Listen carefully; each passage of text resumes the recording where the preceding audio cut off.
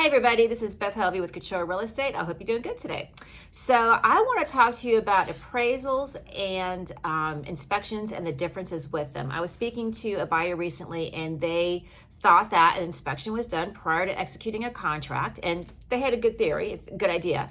And they said that you would then do this inspection and then you would base your offer off of the findings of the inspection and then go from there. And while that makes a certain amount of sense, that's not how we do things. What you're going to do is you're going to make an offer on the property and you are going to go then to your inspection time frame.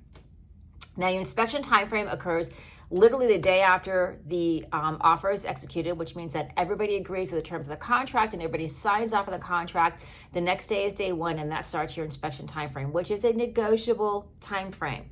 You can negotiate how long that will be.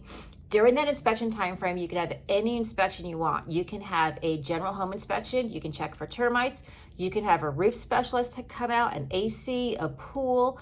If you want a plumber to come out, if you want an electrician to come out, you can do any of those things, but they must be done within that time frame. You must get your results back within that time frame. And if you are going to ask for repairs or ask for any renegotiation, you still must get all of that done within that inspection time frame. Otherwise, the day after that inspection time frame is over, you are now accepting the property and as its conditions. So you've got a lot to do within a short amount of time. Now, an appraisal is something different. An appraisal is a visual inspection of the property. If you are buying your house with a loan, your lender will send someone out to do an appraisal, and that is a visual inspection of the property. What they're going to do is they're going to look at things like, how old is the roof? They're not going to climb on it, but how old is the roof? Does it have a pool? What are the countertops like? What are the floors like? What are the cabinets like? What are these things made of? What are the materials? Are they updated or not? How many bathrooms does it have? How many bedrooms? How big is the lot? Things like that. It's a visual inspection that occurs. And then what they're going to do is compare it to other properties in the area that have sold typically within the last 6 months and come up with a price. More often than not, your appraisal should be close to your contract price. You know, we're not doing crazy days like we did a couple years ago. These days, your appraisal should be darn close to your contract price. Ideally, your contract price will come in under the appraisal. Now, if your property does not appraise, then that is a whole other video that we're going to do. The one exception to this is if you are getting a government-backed loan, which is a VA loan, an FHA loan, or if you're getting a USDA loan.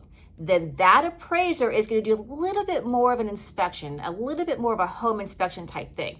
They're going to make sure that windows open and close, that toilets flush, that water runs, and things like that. It's a closer inspection because it is a government-backed loan. Typically speaking, if you are someone who is using one of these three government-backed loans, then what we as realtors are going to do is make sure that you do not put an offer on a property that one of these three government institutional loans would then flag, because what can happen is that appraiser can come back and say, Mr. Seller, Ms. Seller, I noticed that this window is broken. In order for this loan to go through, this window must be fixed. And they can do that. Whereas if you're getting a conventional loan, they're doing it based solely on visual inspection. They'll see that that window is broken and take that into account when they do the pricing, but they're not going to make the seller fix it. Those are the two main differences. Now, your appraisal needs to happen within, typically speaking, the first 30 days of your contract, because you've got that loan commitment time frame, which typically ends at 30 days. Again, that is also negotiable. And that appraisal is part of that loan commitment process. Okay, so that you need to have that in so that you know whether or not you're actually going to get the loan. And for a lot of people, that appraisal is a big part of them getting their loan approved. So you've got two things going on. You've got your inspection, as many as you need, and then you have your appraisal. These are two different people with two different functions.